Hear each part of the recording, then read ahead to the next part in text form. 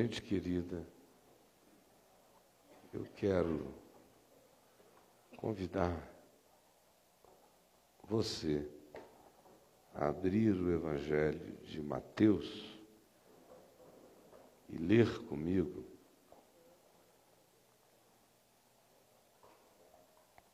no capítulo 12,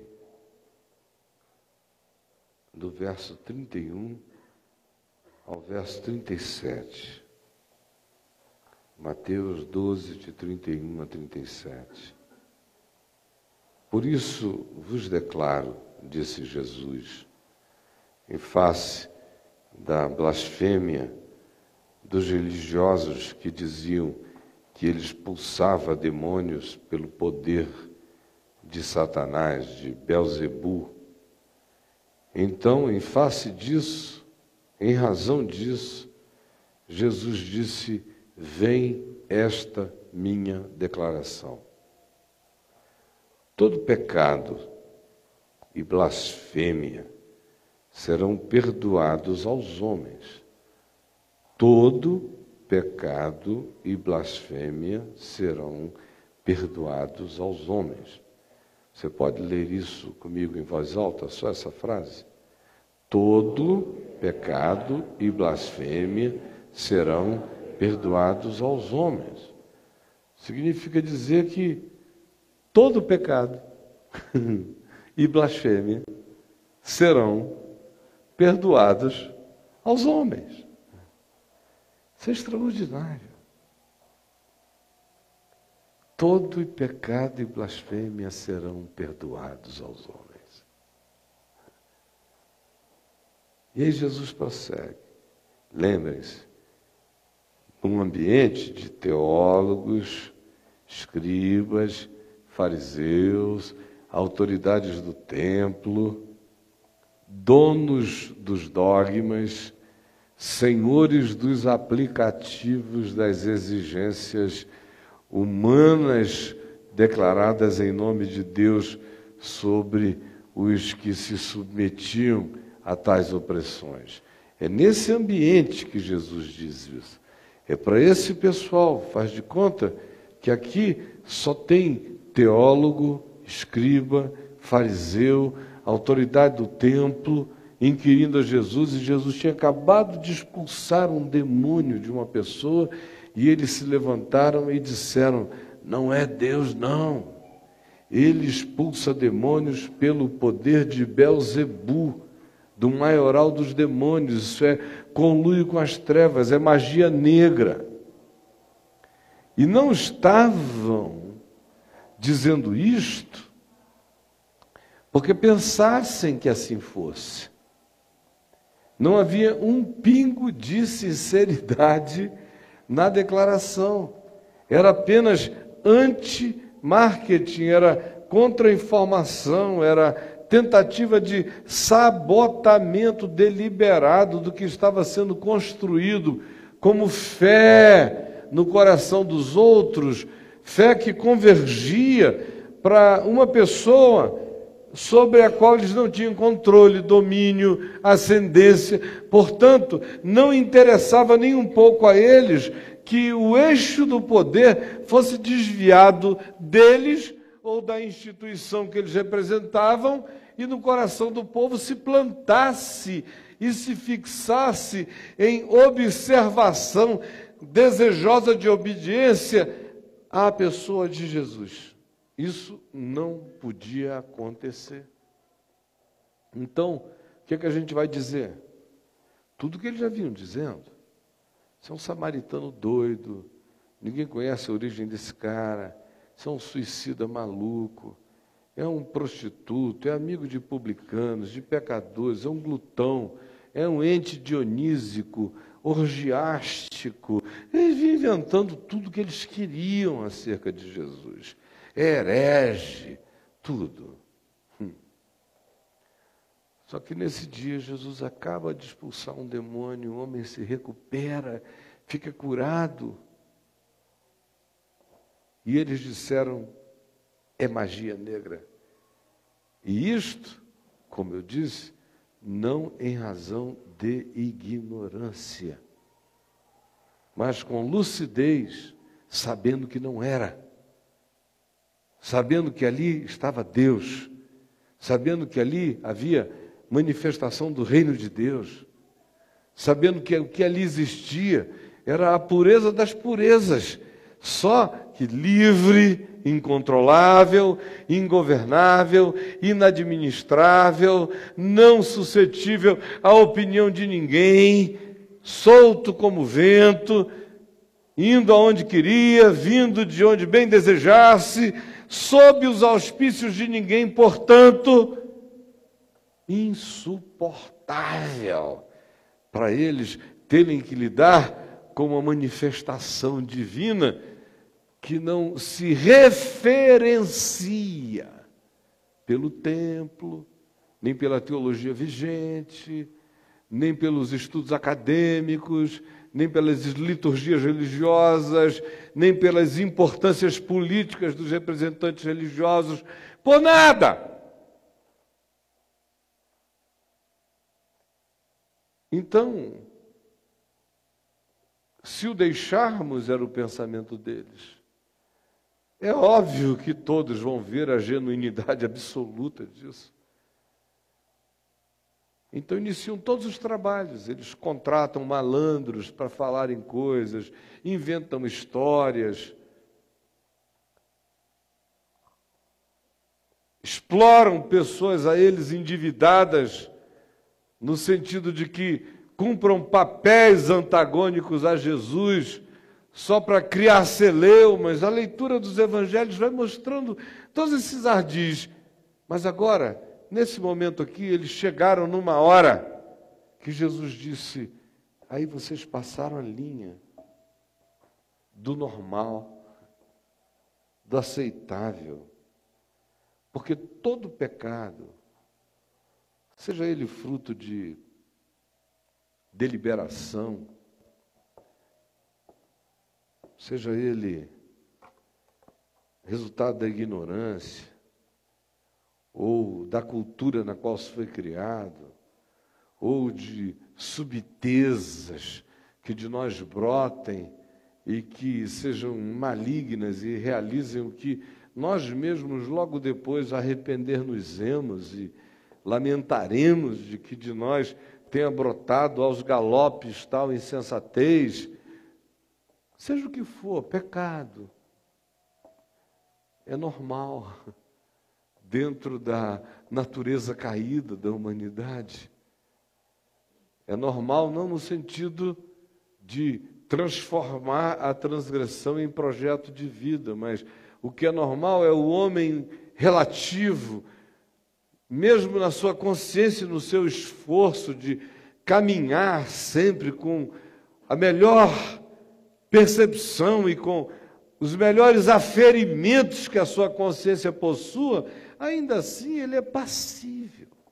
Todos nós somos passíveis de tropeços, erros, equívocos, interpretações erradas, opiniões equivocadas, tanta coisa, o que nós todos sabemos. Mas ainda recai dentro de um limite. Se a pessoa não é cínica, não é deliberadamente planejadora da maldade para praticá-la com as intenções da perversidade, se não existe uma deliberação tão fomentada no coração, Jesus está dizendo, cai no âmbito do que seja considerado normal em relação à relatividade humana. Por isso, todo pecado e blasfêmia proferidos pelos homens são perdoados. Porque ai de nós, se não fossem, todos eles já estão perdoados. Aí ele diz, exceto o pecado que vocês estão pecando contra o Espírito Santo. Vocês olham para mim, vocês sabem quem eu sou, e com isso ele não dizia, vocês sabem que eu sou Deus, Não, isso aí já é evolução da percepção de quem ele fosse. Não havia praticamente ninguém entre os imediatos de Jesus com essa elaboração definida na mente. Ninguém. E nem ele cobrou de ninguém esse tipo de elaboração. Ele só esperava, era com a luz que o cara teve, conforme tinha entendido, que chegasse com todo o coração.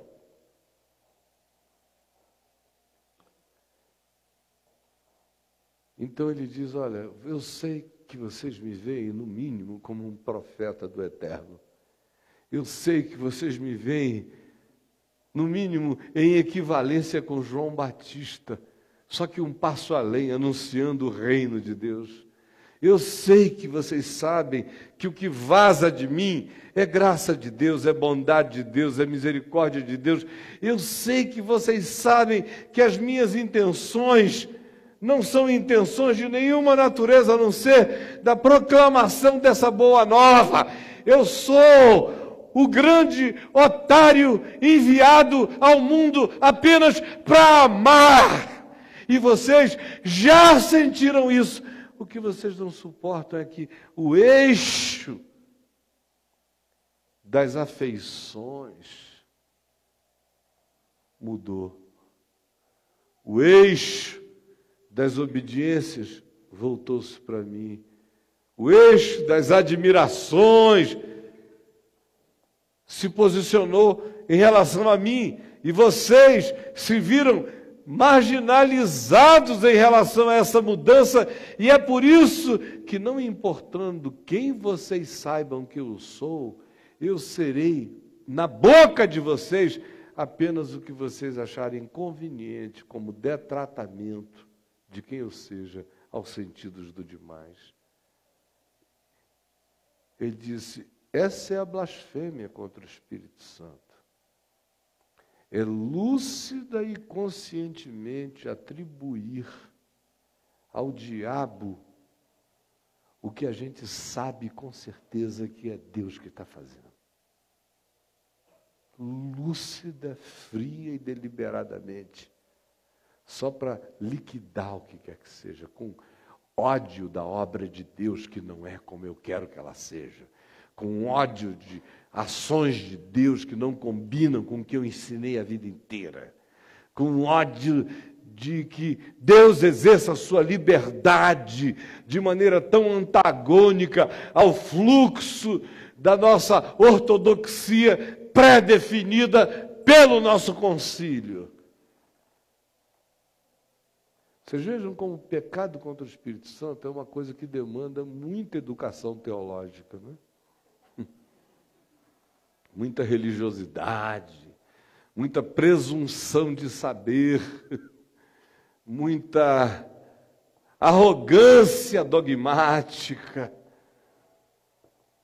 muitas convicções luciferianas acerca do fato de que Deus já está pré-definido dentro do escopo dos raciocínios que nós admitimos, acolhemos e determinamos.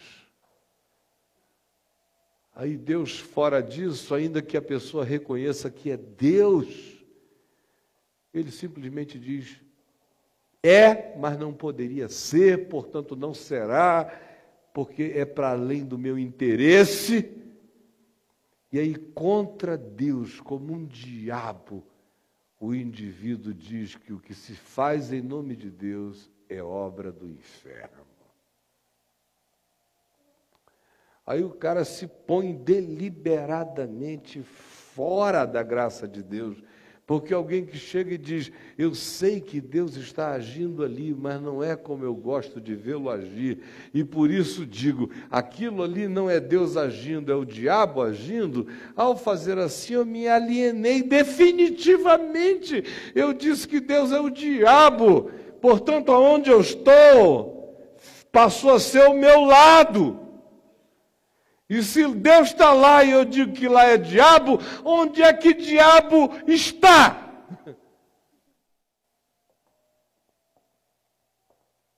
Não tem nada complicado sobre blasfêmia com o Espírito Santo. Blasfêmia contra o Espírito Santo é uma deliberação lúcida e consciente que dá em muito pouca gente, e na maioria das vezes, quando dá, é gente cheia de teologia, de religião, e de dogmas e de convicções pseudo-sublimes. Isto dito, e não é nem de longe o que eu vim falar hoje aqui, é apenas para a gente guardar essa instruçãozinha no coração, que salva a gente de um bocado de doença mental, nervosismo e de esquizofrenias, outras. Prossigamos a leitura. Jesus então lhes diz, da seguinte maneira: esse que assim proceder, falar contra o Espírito Santo, não lhe será perdoado nem neste mundo e nem no outro. Ou fazei a árvore boa e o seu fruto é bom, ou fazei a árvore má e o seu fruto mau, porque pelo fruto se conhece a árvore. Raça de víboras, como podeis falar coisas boas sendo maus? Porque a boca fala do que está cheio o coração. O homem bom tira do tesouro bom coisas boas, mas o homem mau, do mau tesouro, tira coisas más. Digo-vos que de toda palavra frívola, idiotada, inconsequente, perversinha, que proferirem os homens, dela darão conta no dia do juízo. Porque pelas tuas palavras, porque com a tua boca, se tu confessares a Jesus como Senhor, e no teu coração tu credes que Deus o ressuscitou de entre os mortos, tu serás justificado com a tua boca e com as tuas palavras. E também pela tua boca e pelas tuas palavras, tu serás condenado. Vocês vejam que isso começa com essa gravidade da blasfêmia contra o Espírito Santo. Aí evolui, e ele diz, logo em seguida, no verso 33, algo que sempre me chamou a atenção, desde há muitos anos atrás, quando a expressão que ele usa é a seguinte: ou fazei a árvore boa e o seu fruto bom, ou fazei a árvore má e o seu fruto mau, mostrando-nos que existe uma certa artesanalidade, coparticipação, responsabilidade intrínseca do homem no produto do seu fruto apresentado na vida. Você se faz na árvore que você quer ser. Fazei a árvore boa e o seu fruto será bom. Fazei a árvore má e o seu fruto será mau. É estranho, mas até nisto, o Evangelho nos torna coparticipantes e corresponsáveis completamente e totalmente responsáveis ao final acerca de que tipo de produção da nossa vida brota. Ou seja, existe qualquer que pudesse ser, na época de Jesus não era o caso, mas hoje, qualquer que possa ser, a mitificação e o culto da natureza intrínseca, do DNA kármico, da natureza do ser que foi predesignado para produzir maldades, predesignado para produzir bondades. Você vai ter que apelar para quem você quiser, mas para Jesus não dá. Porque ele vem com esse realismo e diz: todo mundo é responsável por quem é, pensa, diz, fala e age. Vem ele e diz: tão responsáveis que pelas tuas palavras, que são as tuas produções, são os teus pensamentos, são as tuas cogitações, são as tuas elaborações, são os teus mundos, as tuas construções, são as tuas palavras, é o teu universo onde tu és Deus. É no ambiente das tuas palavras e dos teus pensamentos, dos seus sentimentos, dos teus desejos, aí aonde eu te constituí, Deus, diz Deus, não te tornes um diabo.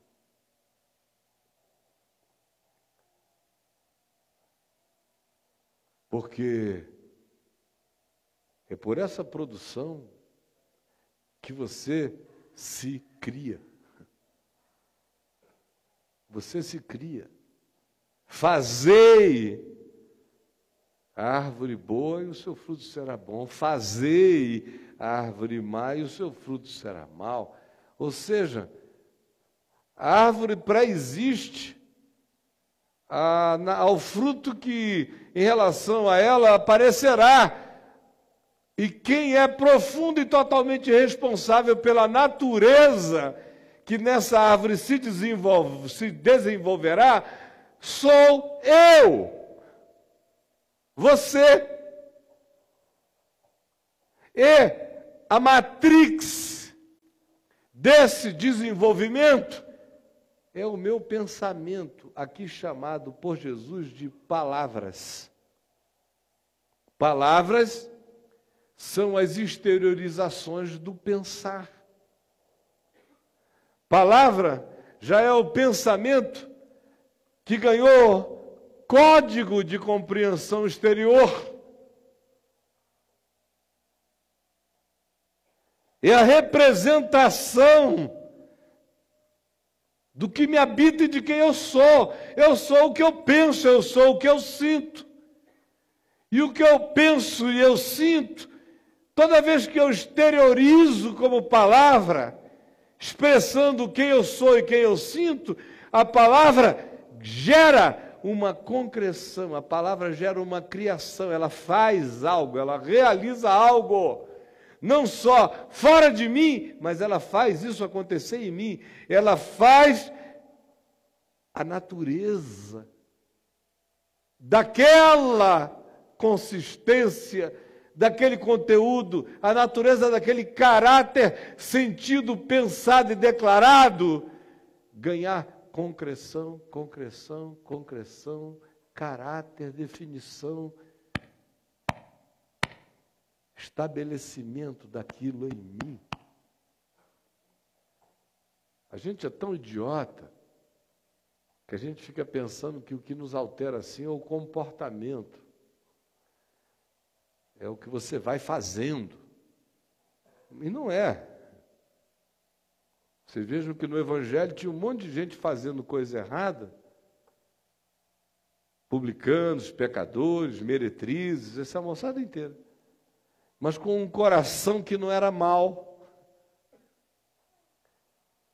Por outro lado, os que são acusados de maldade, denunciados a sua maldade por Jesus nos evangelhos, não são essas pessoas que tinham comportamento errado, são justamente as que não tinham comportamento errado, mas tinham todos os pensamentos, sentimentos e palavras tomadas pelos juízos da morte, e ainda que tudo girasse em torno de conveniência, porque no final, até quando levaram-no para a cruz, está dito, por inveja o mataram.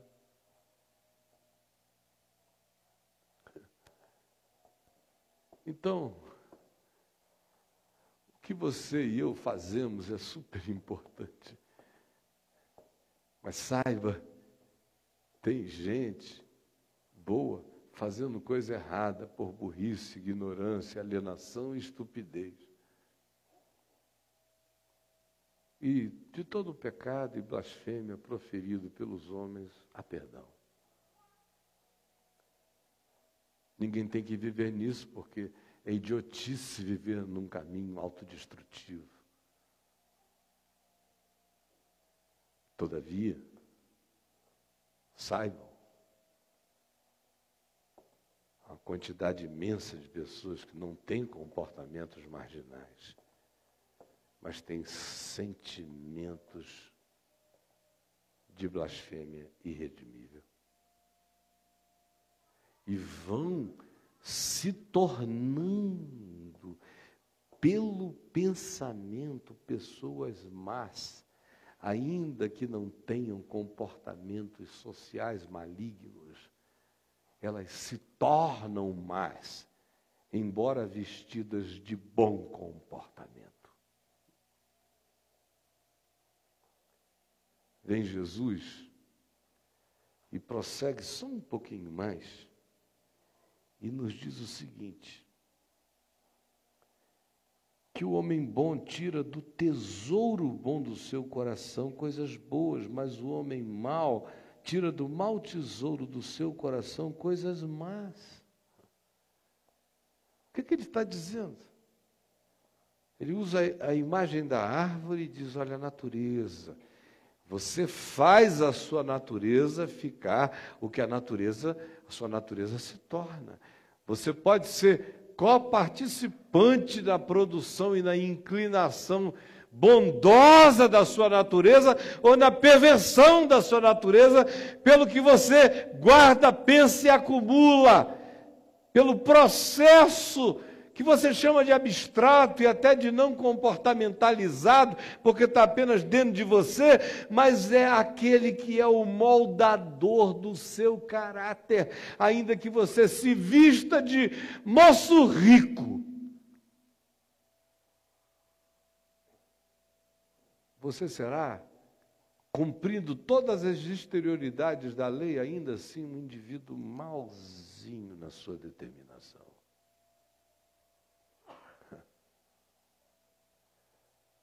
A segunda imagem que ele usa é a do tesouro, do baú guardado. Aí ele diz: o homem bom tira do bom tesouro coisas boas, e o homem mau tira do mau tesouro do seu coração coisas más. E tudo isso vinculado ao processo mental, ao que eu penso, a minha produção subjetiva, ao alimentar dos meus sentimentos. Você para ver quais são os seus processos mentais, de dia e de noite, o que você mais pensa? Você ouve seus pensamentos? Você para e ausculta seus sentimentos? Ou você está tão entupido que você pensa sem ouvir o que pensa, sente sem discernir o que sente, como 90 e tanto % dos humanos no planeta Terra. Passa o dia pensando, sem ouvir o que pensa, sem julgar o que pensa, passa o dia sentindo, sem nem saber o que sente, nem por que sente, apenas prega os sentimentos aonde vai chegando, mas não tem nem relação de causa e efeito entre o que eu estou sentindo e aonde eu aplico o meu sentir. Porque a alienação é total. A estupidez é horrível. No entanto, ninguém faz isso impunemente. Olha aqui para mim. Esse é o teu depósito, meu querido, minha querida. Teu depósito. Nossos pensamentos se arquivam, os nossos pensamentos nos habitam de maneira cumulativa. Não existe o pensamento que você pensou e não repudiou, e que não tenha se tornado um pensamento residualmente acumulado dentro de você. O pensamento que não se torna cumulativo em mim é o que eu identifico, avalio e o tiro de mim lucidamente, dizendo: não há lugar para essa reflexão em mim. Do contrário, basta que eu silencie, ele se torna um valor acumulado. É um depósito que eu tenho dentro de mim. Que Jesus disse, pode ser um bom tesouro, ou pode ser um mau depósito. Depende de quem é o homem, de quem é o homem bom ou o homem mau. O homem bom tira do seu depósito coisas boas, porque ficou acumulado no seu depósito o que de bom ele deixou acumular pela lucidez da acumulação, dizendo: assim eu quero pensar, assim eu quero interpretar, assim eu quero ser, assim eu quero discernir, assim é meu caráter segundo Deus. Mas o homem mau, ele vai acumulando suas irreflexões refletidas, seus pensamentos não julgados, seus sentimentos fermentados, suas raivas e ressentimentos adulados como direitos adquiridos em razão de que o outro teria sido pior do que eu na vida, portanto, se o outro é pior do que eu sou melhor do que o outro.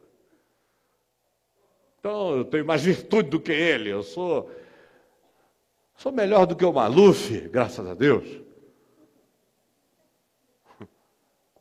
Jamais roubarei tanto quanto ele, portanto, respeitem a mim, viu? Porque sou mais honesto que o Maluf.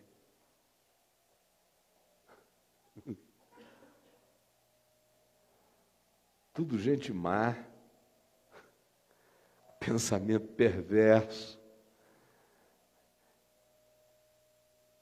O imposto de renda não vai te pegar. Você paga os impostos, você para no sinal, o Detran não tem nem muito faturamento com você acerca de pardal, porque você não viola. Mas só Deus sabe o que você pensa enquanto se comporta. O que você pensa enquanto não adultera, o que você pensa enquanto não rouba, o que você pensa enquanto não mata, o que você fala, dizendo é melhor falar do que matar,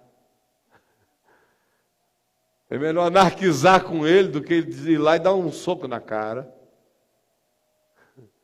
Aí você vai fazendo, para continuar um cidadão bom, se tornando um ente humano mau.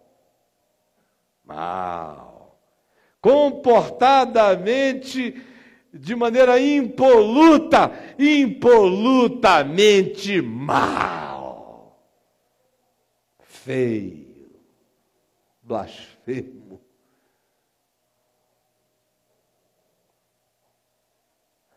Eu só vim dizer isso. Cada um faça o que quiser com a verdade de Jesus. O diagnóstico está dado. O que ele diz é: fazei. Façam vocês tornarem-se pessoas boas ou mais. Façam vocês a árvore do ser de vocês deliberar pelo fruto da bondade, ao invés de deixarem o fluxo da natureza perversificada de vocês assumir tudo. Decidam. Vocês se tornam quem vocês querem ser no temor do Senhor. Persuadidos pelo temor de Deus, não com justiça própria, não na base do peito, com o coração quebrantado, mas persuadido pelo temor de Deus, eu me quebranto. Não me torno árvore finalizada desse fruto pleno e completado, mas vou me tornando, vou me fazendo, vou me tornando cooperador com Deus. Aonde Deus quer a minha cooperação é no sentido da graça dele na minha vida. A gente fica sempre pensando que cooperar com Deus é mudar para a China e pregar lá. Você quer ser cooperador com Deus? Dá uma mãozinha, cara. Se transforme. Uma mãozinha, bicho. Cala a boca, pelo menos. Para de pensar estupidez. Fica com vergonha da produção fétida do teu raciocínio. ajuda a Deus. Quer ajudar a Deus? Não se meta na vida de ninguém, não se meta na sua. Anteontem à noite eu estava com a Adriana ali e a Helena, nossa netinha, que estava aqui com a gente, viajou ainda agora. E nós saímos juntos para jantarmos e fomos aqui numa quadra dessa, norte, ali numa pastelaria Viçosa, que tem lá um pastel gostoso, caldo de cana, esses negócios. Aí vamos lá, vamos. Aí a gente chegou lá, eu não estava acertando onde era, eu só fui levado lá, eu e a Adriana quase sempre somos levados nos lugares, né? Então não tinha assim uma ideia, mas não, eu sabia, tinha que virar para a direita, lá no fim, ali tem uma complicação naquela quadra lá, 409, tem uma guinada para um lado, e você perder, vai adiante, tem que voltar, enfim.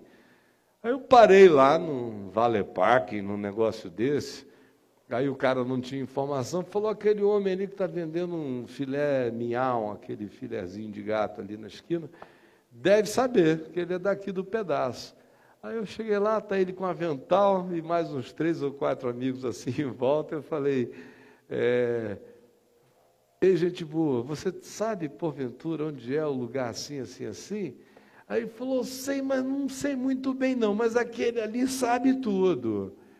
Aí tinha lá um outro rapaz sentado, moreno, assim, uns 40 anos.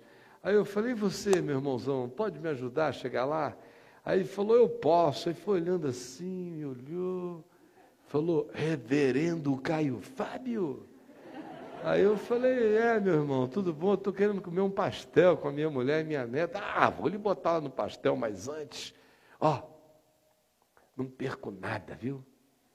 YouTube, vem ver TV, não sei o quê, estou em todas. Aí chegou um outro cara, falou, estou reconhecendo a voz. Aí um outro que vinha atravessando a rua, é o senhor de Leaçor. Aí daqui a pouco tinham lá 3, 4 fotografias. Pai, chega a gente e tal. E o moço da barraca, o do filé mignon, de avental, foi ficando assim meio de fora da história, daquela confraria. E eu preocupado com a Adriana e a Helena, digo, não estou entendendo nada do que está acontecendo aqui, eu só queria saber a direção e correr, né? Aí estão lá me segurando.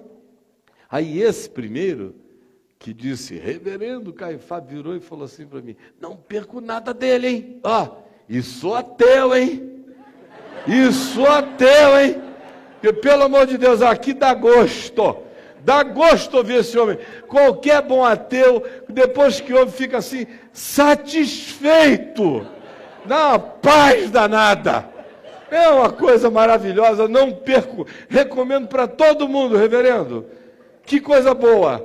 Aí o cara do aventalzinho chega assim, aí virou, antes disso, ele virou e falou assim para mim, mas eu não sei se o senhor vai ficar triste de eu estar falando isso. Eu falei, não, você está me matando de alegria.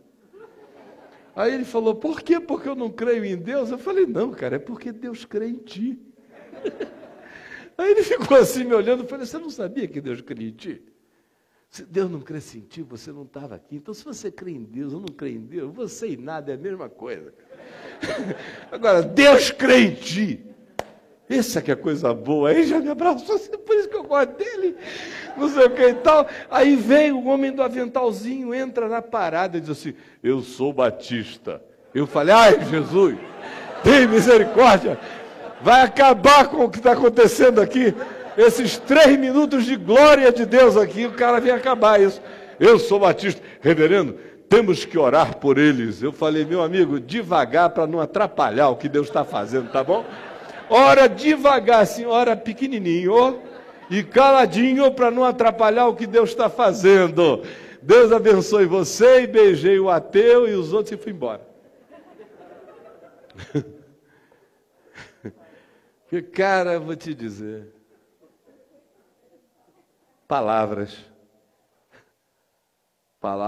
frívolas, palavras de uma vaidade moral, de um cara que quer ser superior aos outros, que deve encher o saco de todo mundo ali. O ateu é o desgraçado do pedaço. Aí chego lá eu, que sou uma simbolização na cabeça dele, e o ateu é que tem uma identificação comigo, e eu com o ateu que eu jamais teria com ele. Aí ele quer ter uma afirmação para ele não se sentir deixado de lado do ambiente, ele dá uma de superior. Reverendo, temos que orar por ele, está todo mundo perdido aí, né? Aí o cara se coloca numa posição desgraçada de juízo percepcional. Perdoado ele está. Mas o tesouro dele vai ficar cada vez mais feio se ele continuar interpretando a vida assim. A gente fica feio interpretando a vida assim. Julga um, julga outro, acusa um, acusa outro, fala mal, prossegue falando, gosta de falar, adora falar. Tome conta quais são as novidades. Aí vai crescendo isso. E você acha que é só uma falação. Não, querido. É uma acumulação de maldade. Vai alterando você, vai mudando você. Não vai necessariamente alterar o seu comportamento social, mas vai alterar a sua natureza. Vai fazer você ser árvore ruim. Vai fazer você ser depósito de maldade. O diagnóstico do Evangelho é esse. A decisão de Jesus é: faça você a si mesmo, fazei a árvore, decida pela natureza que você quer ter. Hoje. E seja cooperador de Deus no fazimento dessa construção de consciência, de caráter, de natureza e de tesouro. Escolha o tesouro que você quer carregar. Vamos ficar em pé e vamos orar.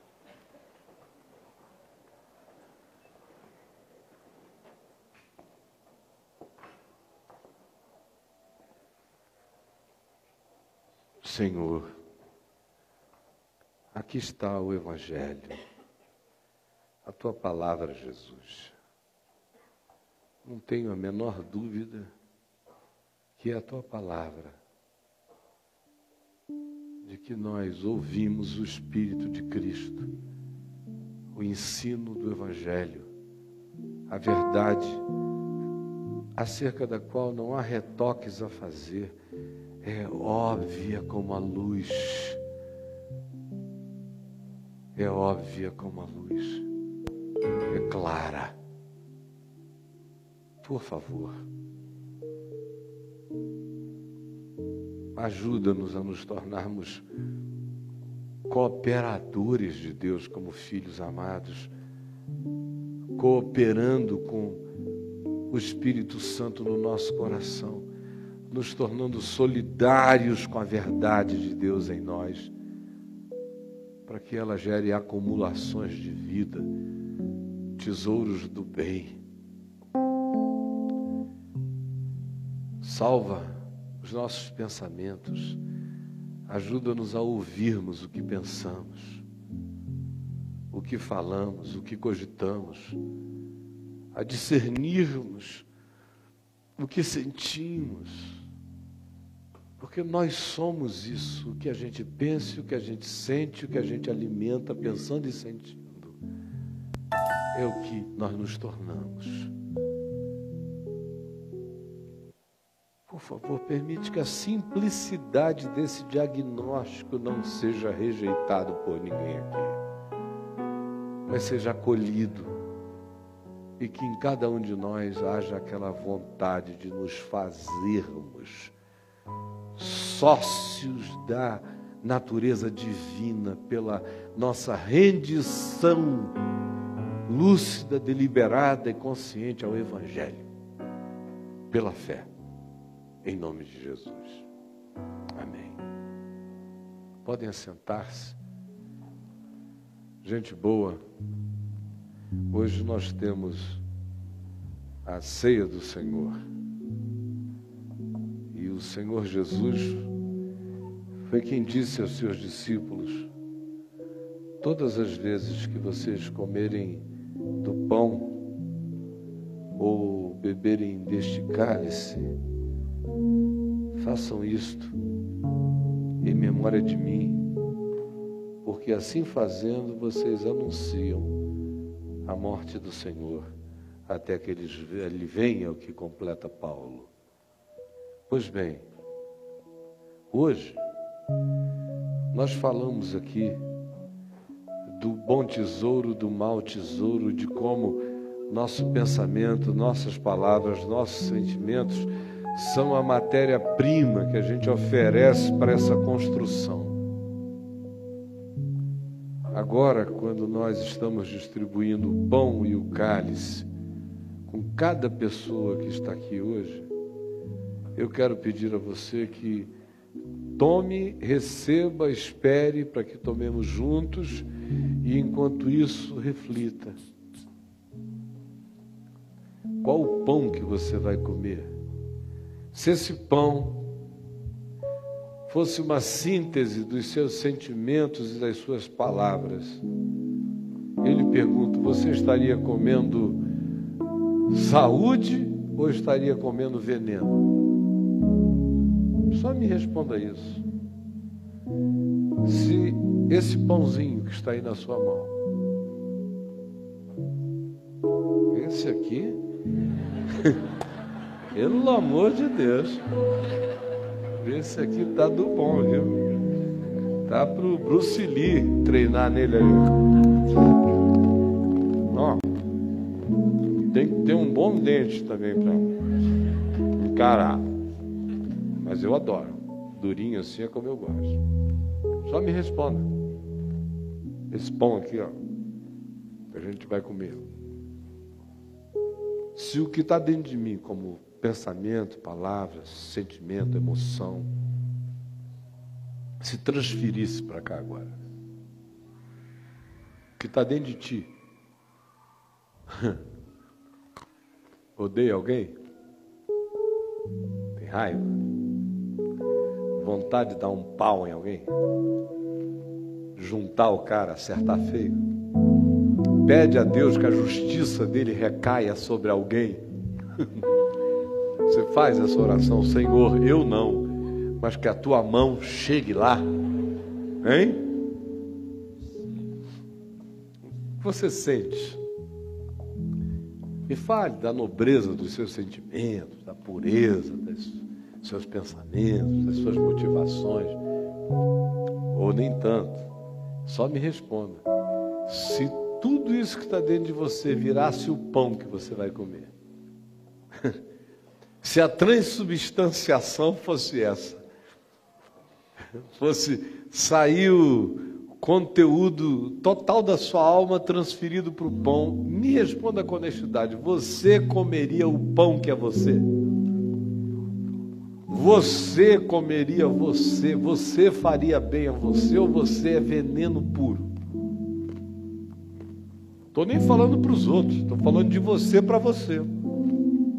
Você se comeria? É a mesma pergunta que você tem que fazer. Você se casaria com você? Você se casaria com você? Ei, você acha que é uma boa? É legal? Gente, honestidade, esse pão sou eu. Esse cara sou eu. Eu como a mim mesmo. Por isso é que Paulo diz: quem come e bebe sem discernir o corpo, come e bebe juízo para si.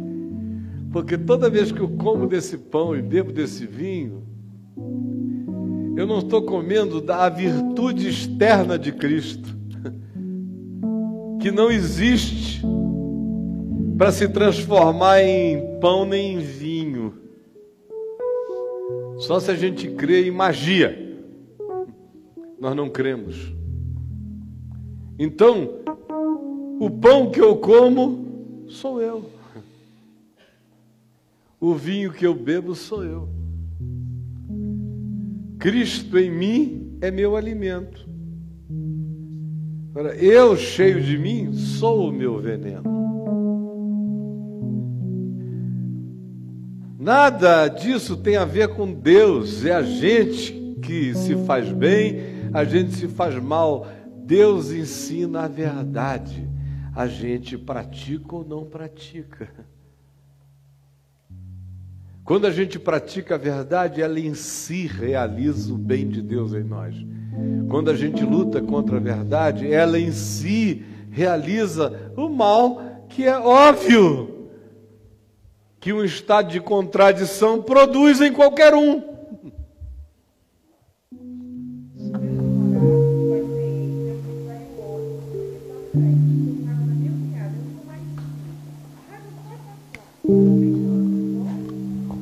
Você quer tomar? Você quer que a raiva passe? Você quer que a raiva passe? Hã? Quer não?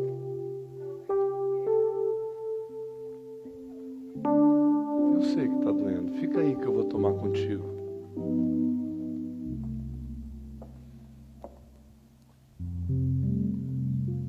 Olha, minha filhinha, deixa eu te falar uma coisa. Pega um pequeno aqui. Obrigado. Qualquer serzinho humano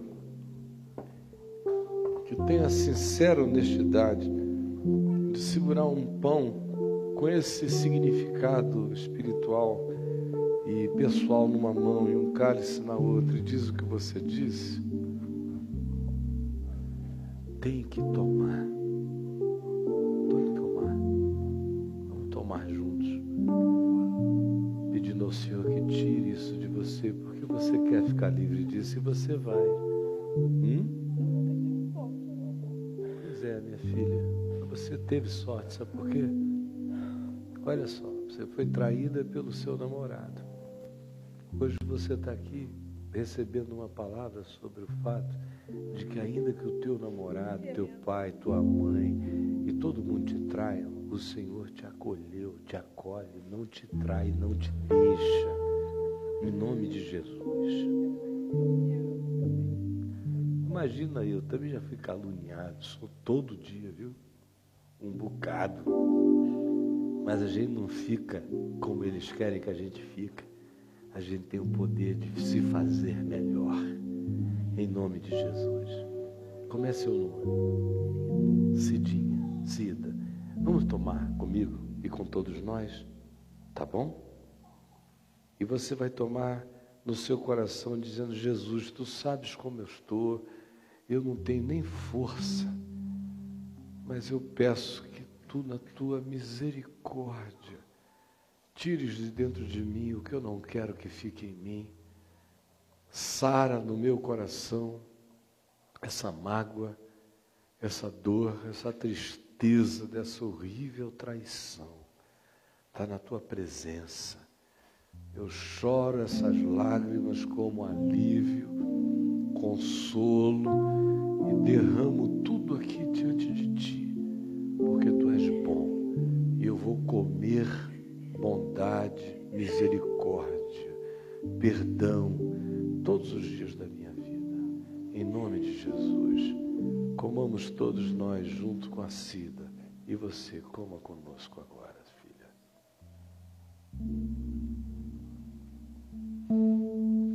Bebamos todos.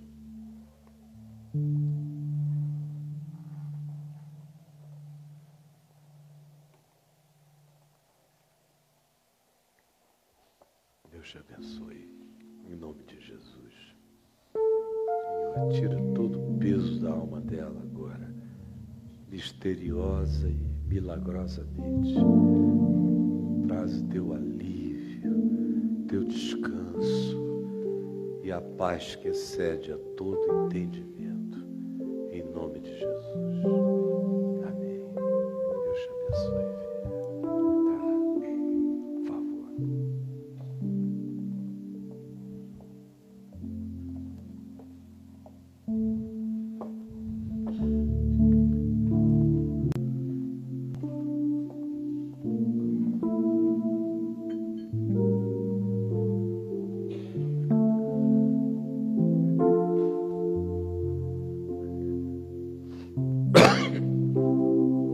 Meus queridos, vamos dar as mãos e vamos encerrar juntos.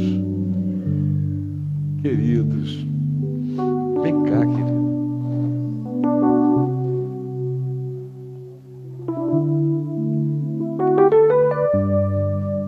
Obrigado, Pai, pela vida do Adailton, do Chico e de todos os outros que aqui nos ajudam, o Tom, todos os que sobem aqui, pregam a palavra, os que colaboram de muitos outros modos, os que socorrem em tantas outras frentes, os que praticam generosidade com fidelidade, com regularidade. Abençoa todos, abençoa os que gostariam de se dar mais e ainda não o fizeram, mas o farão. Obrigado por aqueles que gostariam de contribuir mais e não puderam, mas ainda poderão. Obrigado porque todas as coisas cooperam e cooperarão para a gente se tornar pessoas mais parecidas com o teu amor. Obrigado pelo tesouro que pode se tornar bom se a gente se tornar gente boa. Salva-nos de alimentarmos a maldade em nós, que só nos devolverá e nos trará para a vida o que de mais horrendo de nós possa proceder. Permite que a tua palavra tenha sido entendida e que o Evangelho vença a maldade em nós, em mim, em cada um de nós, em nome de Jesus. Amém e amém. Paz do Senhor.